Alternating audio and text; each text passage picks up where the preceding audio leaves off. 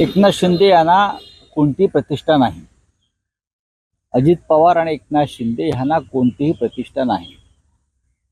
British काळामध्ये किंवा मोगल काळामध्ये मांडलिक संस्थानिकांचं जे महत्त्व होतं, मांडलिक संस्थानिक, तेच महत्त्व या दोघांना महाराष्ट्रामध्ये आहे.